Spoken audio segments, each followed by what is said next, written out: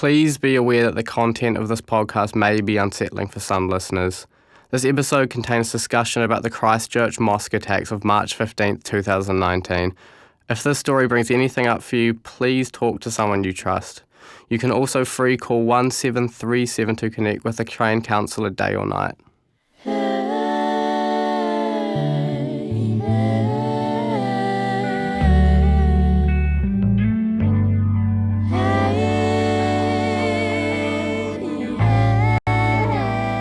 So coming back, we wanted to talk about this idea of fun and what is fun for you guys as young Muslim men living in Aotearoa, New Zealand. Yeah, nah, bro. Growing up here, right, like going to school and stuff, people invite you out like to a party or something. I'd usually just say like, no, like, I'm a Muslim. I don't drink. I don't do this. And then they'll be like, they'll usually follow that up with, oh, like, what do you do for fun? A question like along those lines. And then I'm kind of just like, what? Bro, I hate that question so much. But for me, bro, I feel like here, the idea of fun is so associated with getting drunk. I don't know why that is. I can stay home like on a Saturday night when everyone is out and just play FIFA and have just as much fun, if not more, than everyone else, eh? So you don't understand that culture? I don't understand that notion, you have to like have alcohol to have fun, you have to go to parties, you have to do this, that, to be like cool, quote unquote cool or whatever. For me, I don't have to like force myself not to go to parties or that because I genuinely don't find them fun. Yeah, same. Like as an introverted person, like I'd rather stay home. That's what like I get pleasure from, I guess. Yeah. I don't know. I like the main thing that I feel myself getting fun from and enjoying the most is just football. It's always been an escape because it's something that I enjoy the most. Yeah, growing up here, there's a lot of like peer pressure. Like, for example, I'll go to work on the weekends and some of my mates, they'll be probably like going out and stuff and they'll ask you like, oh, you should come and stuff. And they know that I don't drink. But the other people, like the other mutual friends or whatever, they wouldn't know. There's a lot of things like football and work and stuff that keep me grounded, even though I might fall victim to peer pressure of like, oh yeah, I'll come out. There's still things in place like football that I use. Saturday morning I'll have training. Sunday morning I have training. So I don't have time to do it. Friday night I work. Saturday morning I have to go to training. So like there's not enough time for me to do that. And we talked about structure earlier. I feel like having that structure in my life is really like, it's really important to keep me in line, especially in New Zealand. Yeah, I feel like it comes back to being content with yourself. Exactly. Yakub speaks about like, I'd much rather stay at home and play FIFA at night. And I feel the exact same way. Like I have so much more fun if I just stay home, play some PlayStation with some friends online. Yeah. Like I would genuinely have more fun that way. Is there a thing about you avoiding social No, because that's what I was actually about to say. Like, I would, let's say, like the Muslim boys or something, they were like linking up at someone's house to play FIFA. I'd love to do that. Yeah. It's not like I don't like going out or whatever, but as an alternative to like going to parties, drinking all that stuff, I'd much rather stay home, Yeah. There's limitations to that though, because you need interaction, bro. Like, we're social creatures. Exactly. You need interaction. Like, we crave it. It's an innate thing. It's not something that we can really control. But at the same time, like if you're constantly like wanting to be out there and wanting to be like the center of attention, then there might be like some deep stuff behind that. Because what it comes down to, like when you're developing from teenage up onwards, up until like 20, 25, you're looking for your tribe or your clique, and you're really desperately seeking it. So it's like, how can you remain conscious of the process that you're going through so you don't fall into a group that you're not meant to be with? Yeah, it's so important as well, bro. Like you gotta have good friends, man. But it comes down to knowing yourself before you know your friends, though. Yeah, definitely. Because if you don't know who you are and what you stand for, you can't really join a good group. But when you're around like a good group of friends, like you feel good about yourself. Yeah, because it's really easy to slip off into the abyss, right? So easy, bro. Get lost in the sauce. Yeah, that's the term used, bro. Yeah, so, and I almost got lost in the sauce, to be honest with you. Like, for me, it was difficult because growing up, I never felt like I fit in with anybody, but I was trying really hard. You know what I mean? Like, you would try please people just so you can feel like you're a part of a group. And I couldn't find that. And then in like intermediate school, I found a group of Afghan guys And I was like, yo, this is my clique. You know what I mean? These guys finally get it. My Like, gang. I don't have to pretend to be a certain way. They just get it. But the thing was, when we got together, we were getting up to mischief because they were all gone through that same thing, right? They were all looking for like a group. So I guess we were trying to be cool as well.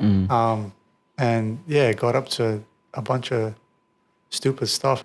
I remember the first school I went to, and at that time, to me, it seemed like it was a majority white school.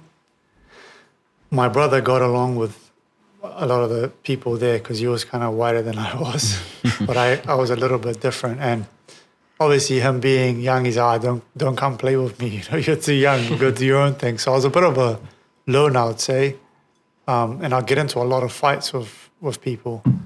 So some days it would be because stuff that I had seen on TV about Afghanistan, and then I would be carrying that baggage into school. Yeah. And then a teacher would tell me something, and then I'll be like, F you. Or a young guy would say something, and I just want to take my anger out on him, you know? Yeah. But it wasn't like he hadn't done anything. They would pick on me, Yeah. and I'd be like, all right, sweet. Did you experience any like racism while you're at school? It is racism, but then again, it's stuff that most kids go through as well. Yeah. You know what I mean? So at the time, I didn't think of it as racism. I was too young. And the young people that were acting that way towards me, they probably didn't think of it as racism either. So for me, I think it was always finding a sense of identity about who am I? You know, I'm in this country. Everybody looks different to me. My religion isn't practiced. I don't know much about anything. So yeah, just finding out who I was very important to me at that young age, and I couldn't do that. Yeah. Yeah. So after getting expelled from 2 high schools, Yeah. I went to Pakistan. I think I was like 15-ish. Yeah.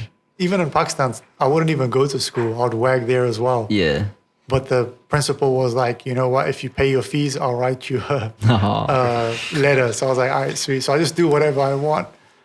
And I got the certificate at the end of it, came back and went to a college in Auckland.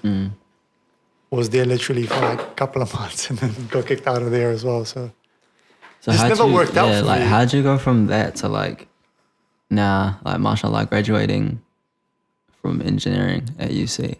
Yeah. That's like a massive turnaround. Yeah, the amazing thing is, like, I always knew that what I was doing wasn't right, like what we're talking about. Yeah, yeah. I always knew that this isn't true to who I am, like smoking, going out with friends, doing all that. Like, Yeah. I knew this wasn't me, you know, and I felt bad throughout it. Yeah. But I'd still do things to just numb the pain because I didn't really know who I was. And I wasn't taking the time and effort to find out who I am. So a huge turning point in my life was actually a certain situation that happened. I don't want to talk about it, Yeah. but that gave me perspective because I had to reflect on who am I? Why am I doing these things? Why am I hanging around with these certain people? Yeah. And I realized like a lot of the people that I hung around with, they didn't even align with my values. So I made that switch. Stopped drinking, stopped smoking cigarettes, like all of a sudden, straight away. And I had been doing it for like 6-7 years. How do you recommend like people getting out of that? Getting out of that cycle of not yeah. being happy with themselves. Yeah, and that kind of lifestyle, I guess. Again, it all comes back down to finding out what really are your values, what means the most to you, you know? That's really difficult to do, and you need help with that. Like, you need to go and read books. You need to speak with people who know you as well, you know? Like my brother, he would always remind me like of something I had said when I was a kid. Conversating with people like that who can remind you, oh, this is what you were like when you were a young child, to just find out more about who you really are. I feel like we need to express more that everyone has their own journeys.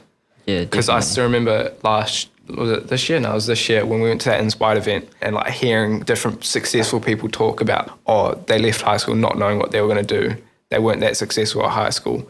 Seeing that everyone had a different journey, it lets you know that it's all right to not, it's all right if something goes on that's not along the lines of like what seems perfect. Yeah. You know what I mean? No, but then again, there's like pressure because obviously we come from like pretty like traditional families, you know. Yeah. Just finish high school, go to uni, get married. That So if you don't follow that traditional path, there might be a bit of pressure on you. You know what I mean? That's what I was going to ask bros about, because being Afghan, you know the pressure, like getting married and going to uni and getting a degree. How did you cope with that pressure that you were getting from home? Home wasn't really pressuring me in a way because I was lost in the sauce, right? So I was like, I was basically never at home. And when I came home, I'd just get changed and boom, I was out the gate again, you know? So when I actually realized, hey, this isn't what I want to do, I actually want to, you know, go to university, I told my mom, I was like, look, I'm ready to get married. I don't want to go out and do these other things, you know what I mean? So I was prepared for it. I didn't have that pressure.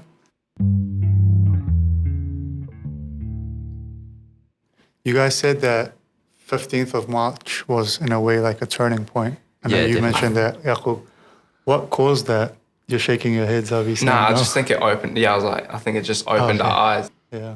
That put everything into perspective. Like, tomorrow is not promised, because, yeah, back home you'll see people pass away and stuff, but like over here we don't really see people pass away in such a way. Yeah, exactly. I never imagined that someone that I knew would go to the mosque one Friday and not come back. Yeah. You just don't think about it. People like younger than us as well. Like, yeah, like it was a bit mad. Like people younger than us, like going to the mosque on a Friday and then, you know. It was a normal Friday. It was a crazy thing. Just bro. your typical Friday. Like, you'd have the same conversation with your parents in the morning.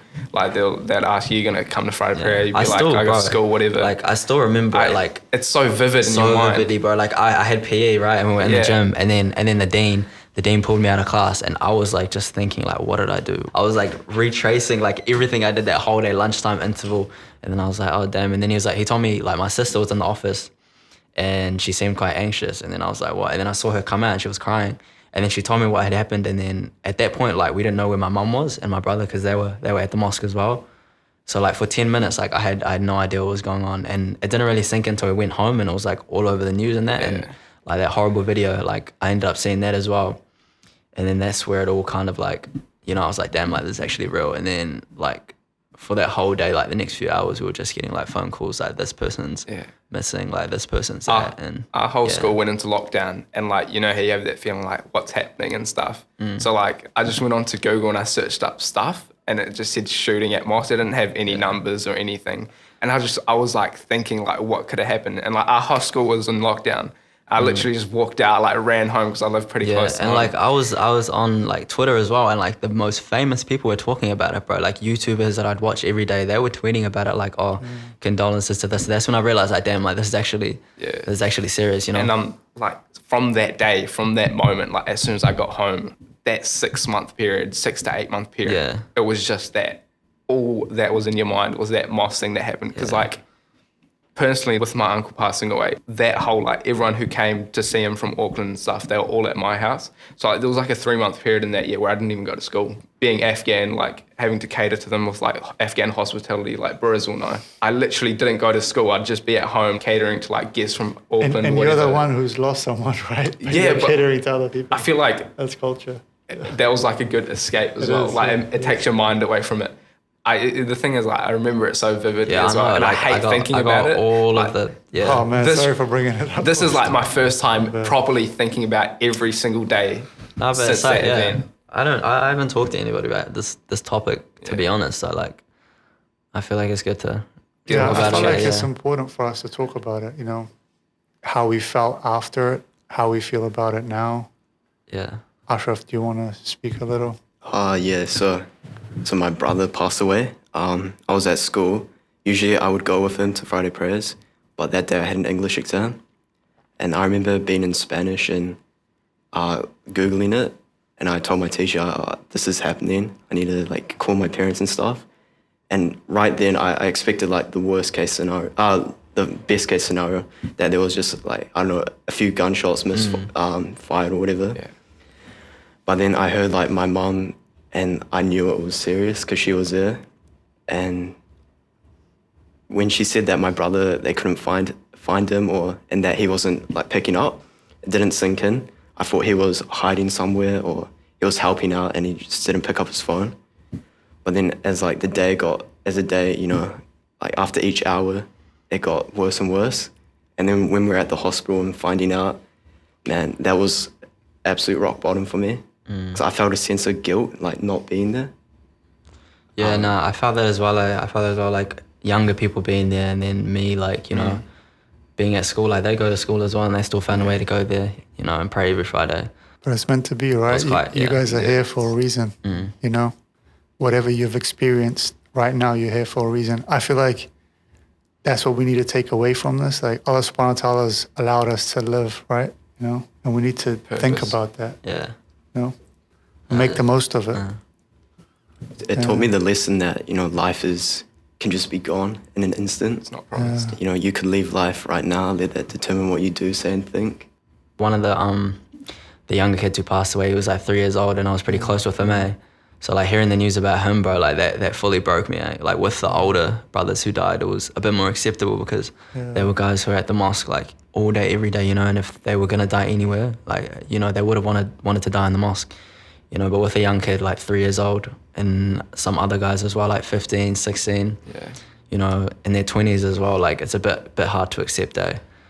I feel like our community is like really small as well. So like even if you didn't directly talk to everyone, you had made some type of contact. I remember with everyone. seeing like the photos of like some of the people who passed away as well. Like I knew almost all of them by face. Like, you know, you just don't know them by name, but like when you see them at the mosque, like you'll shake their hands and stuff. And yeah, I still remember like the first day I went back actually. So my sister's husband's dad, he was always at the mosque. Like he always used to sit in this one spot. So I remember going back there for like the first time after it, and like I went into that room and he wasn't in that spot. That's where I was kind of like, you know, like damn, like that's actually happened, you know.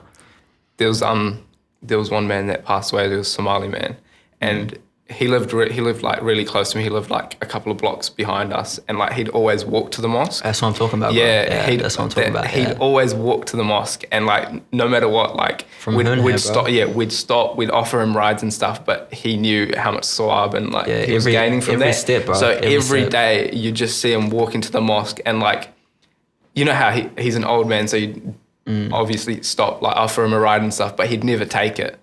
And just seeing him, I was like, kind of kicked in, like not seeing him walk every with Friday. Like those guys, it's a bit more easy to accept, you know, that they passed away like in that way, because you definitely know like that's what they would have wanted. They lived a long life, you know. But for the younger guys, it's just a bit. It was hard. It was pretty hard to get over.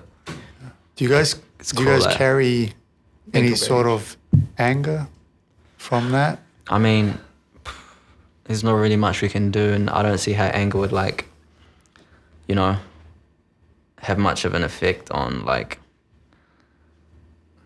Me personally, I'd say no. Maybe like in like the short aftermath of it, yeah. But as of now, like no, I don't think there's any reason to like carry any anger. I'm not gonna lie. A couple of months after it, when like a lot of people were like, I forgot the word. They were trying to express their like sympathy, trying to show sympathy. Like that would really anger me. I barely used my phone during that period. I'd go on my phone and like people I haven't talked to in a while, people that you genuinely kind of stay away from, message me trying to show sympathy and stuff. And for that period of time, like 6 to 8 months, I was just like, when people would talk about it, I'd kind of just zone myself out and not really get involved. There would be like topics that we'd have a debate in history and stuff, and it'd come up, and everyone would, you know, everyone's just like looking at you, and you just like kind of zone yourself out. Like, why do we have to talk about this? Yeah. We tend to go to the mosque at least once a week. There's a lot of people that I know still today that haven't built up the courage to go back. I just think it was like something that you had to do, because the mosque is like, you just have to go. You have to put your feelings aside sometimes. Yeah, no, I feel like you can't hide from it. You might be able to, but I don't think it's good to stay away from the mosque for long periods of time. I feel like to like preserve your like iman, which is basically your faith, like you have to go to the mosque, bro. Like you have to go, because it's so hard to stay motivated from your house. Like there's, you know, when you pray at home and then when you pray at the mosque, like there's a massive difference in like your concentration. Yeah.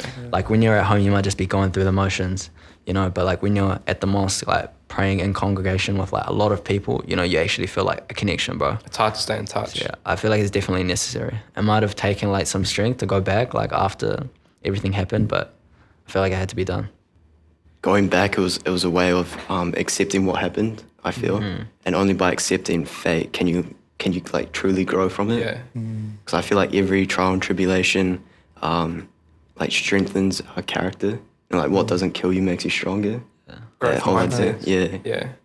Thanks, man. Yeah, no, I feel like it was just necessary to touch on that. Definitely haven't really talked about it in a while. I wouldn't say I carry anger, but after March 15, like when I'm out and about, bro, I'm on the lookout today. Oh, Yeah, no. Your boy's on the lookout. I feel like a security guard outside the other day, outside a club, like, yeah. looking at every single dude like who's a threat. Especially now that I have a son, like, man. Yeah, bro, definitely. Like Bro, with I'm my mom looking as at well. everyone. Like when she goes out, like I want to be with her, or like Yeah. one of my other brothers to go with her, bro. Because there's some weird people out there, man. Like you never know. If you think about it now, do you guys feel like when you're out and about, everything's all good from the women that you're in contact with who wear hijab per se, that are more visible? Do you feel like they're at threat? I don't know, bro. Because sometimes, right, like when I like pray at the mosque or on a Friday or something, like I might go get food with some friends afterwards, like still wearing like my thobe. Yeah.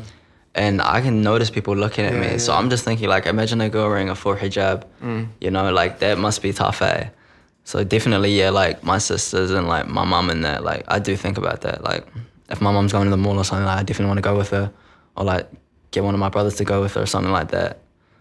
Because yeah, like people definitely look, bro. And 100%. like some of those looks are dirty, man.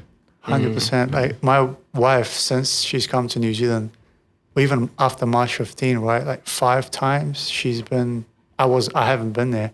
She's been either sworn at or somebody said something, you know, like white guy, obviously.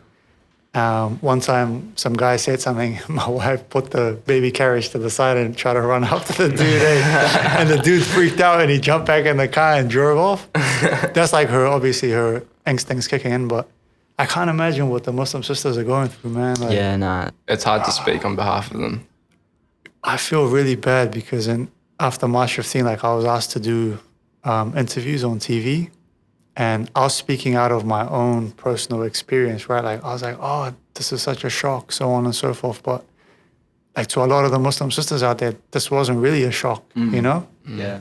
I never said I'm speaking on behalf of anybody, but like that's one thing that will stick with me from March 15. Like yeah.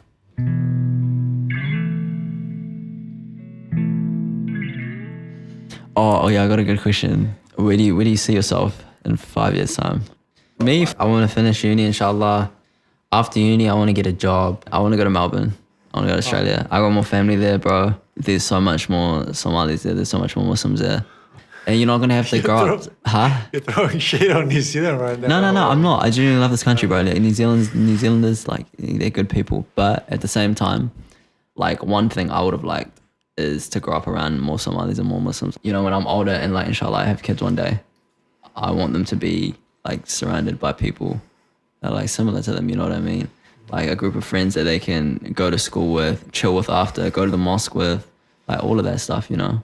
That's why I feel like once you finish school and stuff and you decide to settle down and have a family, like having it in like an Islamic country where they're surrounded by people like that is good. But then again, that's really hard, eh?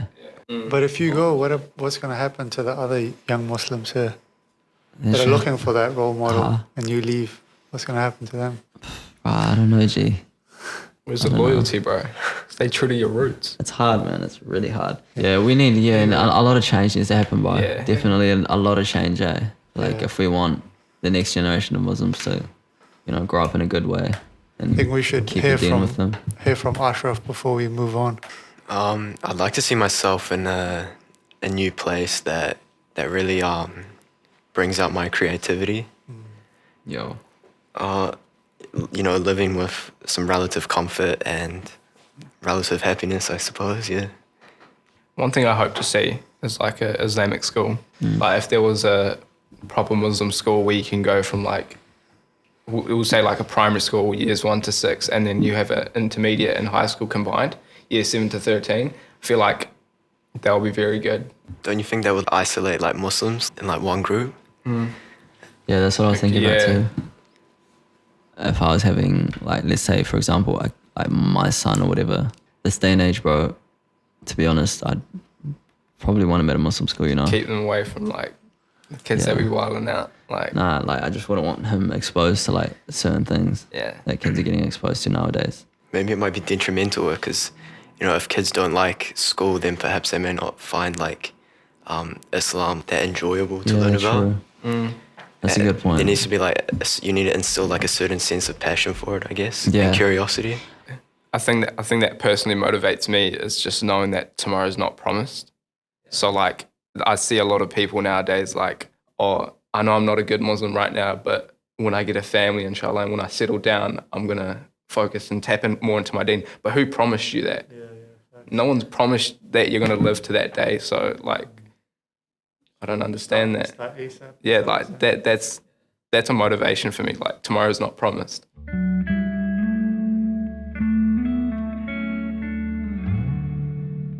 If this episode has had an impact on you, please talk to someone you trust. You can also free call or text 1737 to connect with a trained counsellor day or night. Hear Me, See Me is a safe place for young New Zealanders to share their stories. Please encourage others to listen to them. Search Hear Me, See Me on Facebook, Instagram and TikTok or go to hearmeseeme.nz. Kia kaha.